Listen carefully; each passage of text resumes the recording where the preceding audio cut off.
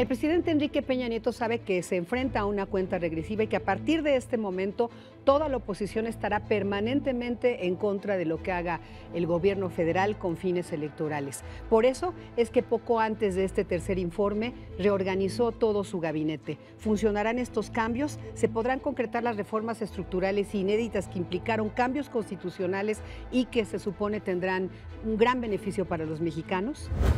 El reto es consolidar las reformas y enderezar la economía. Mientras en Palacio Nacional habían grandes vítores, aplausos, la gente se levantaba de sus asientos en el graderío y estaban exultantes, allá afuera había un ambiente de sospechosismo, hasta de flojera, de falta de interés. O sea, los mexicanos no sabemos valorar.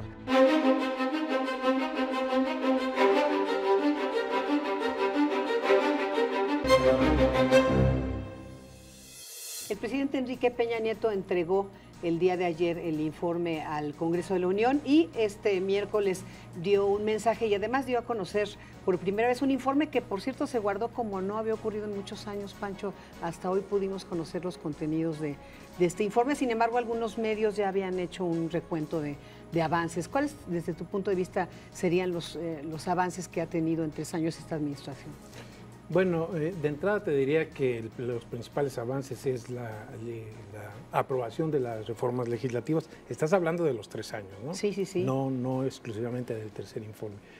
Yo creo que el Pacto por México hizo que estos avances se concretaran que estas reformas se concretaran en el legislativo, pero el problema es que los resultados de esas reformas todavía no se ven. Y en este tercer año de gobierno, el más complicado que tuvo Peña, el más difícil, tú te recordarás que hace un año, cuando iba a rendir su segundo informe, pues estaba en la cúspide, era el Mexican Moment, Saving Mexico. Cierto, como las portadas de Time, ¿no? Aquella portada del Time, estaba verdaderamente... Cada vez que un presidente sale en el Time, algo malo pasa. Algo sí, ya de plano, deberían tener en la agenda que ya no salga. Inmediatamente todo se cae. Si vienen acontecimientos tan duros, tan difíciles como fue Ayotzinapa, claro, el 26 de septiembre, por cierto, este mes poco se después conmemora del informe. Un año, se encadenan otros acontecimientos, se cae el dólar, se revalúa el dólar, se devalúa el peso, se caen los precios del petróleo, los ingresos obviamente caen drásticamente, se aplica una reforma fiscal que mantiene descontentos a los empresarios. En fin, un año difícil. La parte positiva de las reformas, por ejemplo, la que ya pudiéramos decir es tangible, está en los recibos de la luz, que efectivamente han bajado, y está también en la telefonía, que es resultado de la ley de telecomunicaciones, se eliminó el roaming. Las llamadas son un poco más baratas. Se hizo más competencia, ya ¿no? Es llamada local si llamas a San Luis Potosí, cuando antes te la marcaban larga distancia, algo que en toda la Unión Europea no sucede, pues, ¿no? Ni pero en si tú hablabas a Puebla o a Querétaro, ya era llamada de larga distancia. Sí. En fin. Pero uno ciertamente fue de algo que usamos mucho, que es la telefonía celular y las tarifas de luz. Pese a que dicen, es que no han bajado, no, perdón, no han subido ya, y desde luego todavía falta por verse. En unos casos, digo, en el uso de la electricidad por las industrias, bajó, el doméstico de bajo consumo no bajó, pero se mantuvo. Sí, exacto, que ayuda, porque estos factores, Jairo, sí ayudan a que la inflación, que es uno de los logros que se ha tenido en esta administración en este año, pues no se incremente. Es cierto que si nos vamos a otros ámbitos es más complicado. El asunto es que hay ciertos elementos, pero parece que no son valorados por la opinión pública, parece que no son valorados. Las encuestas, la mayoría de las encuestas, quizás el más alto porcentaje, tienen en muy bajo el nivel de popularidad o de encumbramiento del régimen. Entonces, no parece haber esta especie de reconocimiento de estas cosas, porque los problemas a veces son demasiados y son abrumadores, de repente, y deprimentes en en muchos casos. Sí, lo que pasa que, por ejemplo, y eso hay que decirlo, los industriales son mucho más fríos a la hora de evaluar No, pues el ahí son desempeño números, de una ahí administración. Es son... correcto. Ahí no pesan las ideologías, No, en fin. ni nos se vamos habla, al oscurito, es no, correcto. no. Se habla de un desempeño mixto, porque si bien es cierto que reconocen que hay avances y que ha pesado el entorno internacional en la economía, también es cierto que dicen, bueno, habría que ajustar ciertas cosas, ya las mencionaba Pancho en términos fiscales, pero en eso están, por un lado, ¿no es cierto? Ha estado el secretario de Hacienda conversando con los empresarios justamente porque se tiene que invertir, porque se tienen que hacer cambios a nivel doméstico, más allá del grave entorno internacional, que no se puede controlar, hay que decirlo. Sí, aunque ni el tema del peso dólar, ni el tema de las caídas, No, de la caída del precio del petróleo, eso no depende, no puede un presidente decir, ya decreto y se baja. No, pero eso es la imposible. idea de que se iba a flexibilizar o esto que se estuvo pensando que iba a flexibilizar el tema de la reforma fiscal y demás. Pero van a haber seguramente algunas medidas para incentivar la economía. No, definitivamente tiene que haber un relanzamiento Algo tiene que haber. Sí, claro. de la economía. La coyuntura no está fácil, lo que se viene no se anuncia, se anuncia complicado, se espera el alza de las tasas de interés en Estados Unidos, que necesariamente va a repercutir otra vez, va a ejercer fuertes presiones sobre el peso. Sin embargo, pues tienen que buscar de dónde, porque se cayeron otra vez drásticamente los ingresos con la caída de los precios del petróleo, y de alguna manera van a tener que cuidar, eso sí, como ahorita lo señalaba Jairo, van a tener que cuidar la parte fiscal porque tienen de alguna manera que compensar la caída de los ingresos.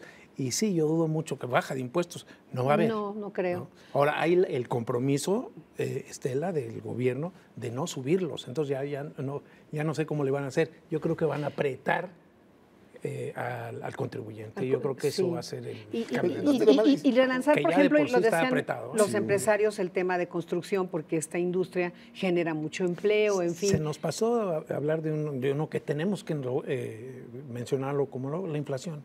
Claro, lo comentaba hace rato, eso ha ayudado a que la inflación... Es histórica, en realidad. Si nos regresamos, y ayer publicaba el Financiero un dato muy interesante a los tiempos de López Portillo, bueno, la inflación estaba... de Miguel de la Madrid, en 71%. ¿Se acuerdan los dos? No, ¿cómo olvidarlo? Era una locura, ¿cómo olvidarlo? Me duele aquí el hígado. ¿Ya te dolió? Sí. Era una locura, 71% de inflación. Cuando hoy tenemos 2%, digamos, en promedio, 2.7, 3 promedio, pues eso es, por eso decía que los números son fríos. Los empresarios miran esto y hablan de un desempeño mixto. En fin, entiendo y supongo, no sé qué opinas, Jairo, que si el presidente relanza pocos días antes de este informe o reestructura su gabinete, que en muchos casos fue un enroque, pues es con ese ánimo y están obligados los nuevos titulares a hacer algo, ¿no? Sí, no están obligados, sobre todo en temas que, siempre es este debate, pero que no están del todo, no conocen del todo.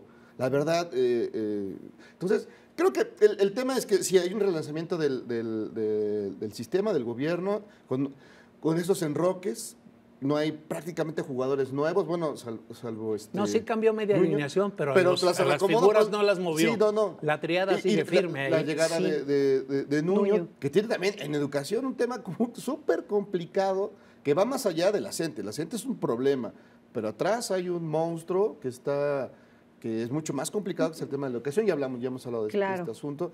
Pero bueno, este relanzamiento como que, bueno, por lo menos distendió un poco lo que había, la presión, ¿no? El domingo próximo, como recordaba hace rato Jorge Castañeda, el domingo próximo se presenta el informe de la Comisión Interamericana de Derechos Humanos sobre el tema de los desaparecidos de Ayotzinapa, y parece que viene rudo. Va a estar ruda. Sí, pero es que ahí el tema, ahorita que ya lo tocas, es economía por un lado, que más o menos ya lo tocamos, y otro que donde entiendo o se entiende, y todos los mexicanos sabemos que es un reto que tiene que resolver esta administración, el tema de la seguridad, pero además aquí déjenme decir algo porque estuve revisando algunos temas. Es cierto que es una responsabilidad del Ejecutivo, Pancho, pero tú que cubres bien el Congreso, también es una responsabilidad del Congreso, porque por ejemplo en esta legislatura que entra se quedaron pendientes el mando único, ahorita que mencionas a Ayotzinapa y derechos humanos, el tema de corrupción, el tema de mando único, el de si la Federación, ¿cuándo puede entrar a controlar controlar la seguridad cuando hay crimen organizado, como ocurrió en Michoacán. Pues los legisladores tampoco hacen su chamba al 100, esa es la verdad. Sí, evidentemente no ha prevalecido el interés de la nación, sobre todo entre los grupos parlamentarios. Siempre cada uno está viendo para su santo. Te voy a poner un ejemplo. Ayer, en la ceremonia de entrega, recepción del tercer informe de gobierno, Chucho Zambrano, que es el nuevo presidente de la mesa directiva, hace una propuesta que a mí me parece de lo más pertinente, y estoy seguro que muchos mexicanos coinciden conmigo, de que el presidente deje de dar el informe cómodamente en una ceremonia con puros amigos, cuates que le van a aplaudir en Palacio Nacional, y vaya y escuche los posicionamientos. Que haya debate, que se reanude el diálogo institucional entre poderes que se suspendió hace 9 años. Hace 9 años el presidente no va a hablar, va primero en calidad de testigo de piedra a la Belisario Domínguez, a la entrega de la medalla Belisario Domínguez, y va a la toma de posesión y párale de contar. No hay un diálogo institucional entre poderes que sería lo normal en una democracia. Pero no hay que olvidar el contexto en el que se dio. Se levanta el PRI y dice, a ver, tú estás violando la investidura que se te dio, rompiste la unidad de la Cámara, traicionaste la confianza hablaste a título personal y partidista por hacer esta propuesta. Hombre, vamos, por favor, ¿no? Ya empezó el circo, y además efectivamente, por eso, tú dijiste no prive el interés de la nación. Y no hay que olvidar el contexto en el que el presidente deja este ritual, que también admitamos, los que estamos aquí no tenemos 15 años, ¿verdad? Que era un ritual de verdad, no, quisiéramos, pero no, pero bueno, donde todo era el ritual del presidente, ya no, se acabó, y además no fue...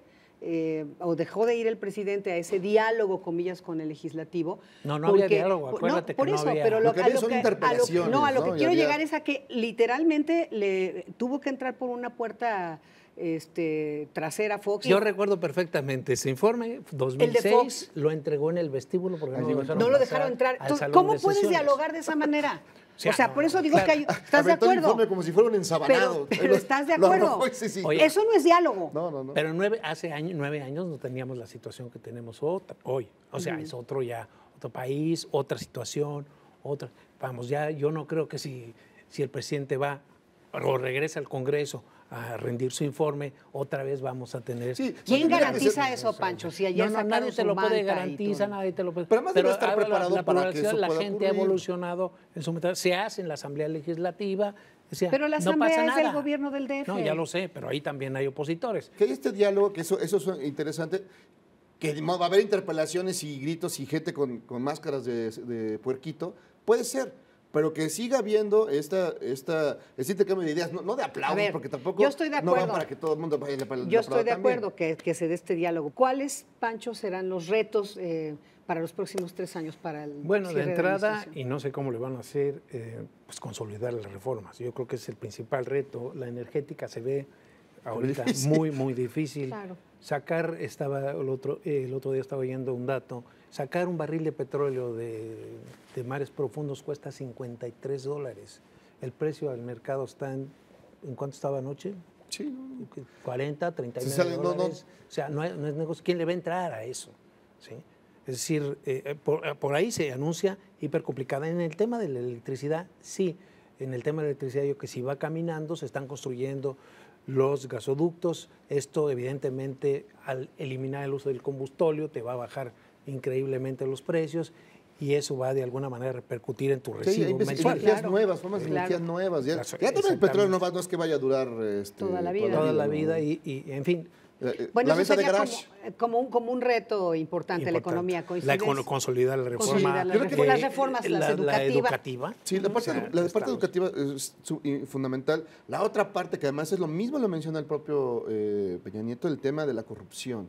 Creo que también está guardado buena parte de los problemas que tiene el país. Este país. Si, digamos, si le quitas el tema corrupción, pues creo que esto podría circular con mejor posibilidades, había menos diferencias entre los distintos estratos sociales, qué sé yo, pero la corrupción, como la vemos y como la vemos a todos los niveles, desde lo terrible, no pensemos en los niños que venden en Sonora, venden niños en Sonora, o sea, $20,000, eso ya es una locura. Claro. Ya es de cosas del día, lo que falta es que llueva sangre, ¿no?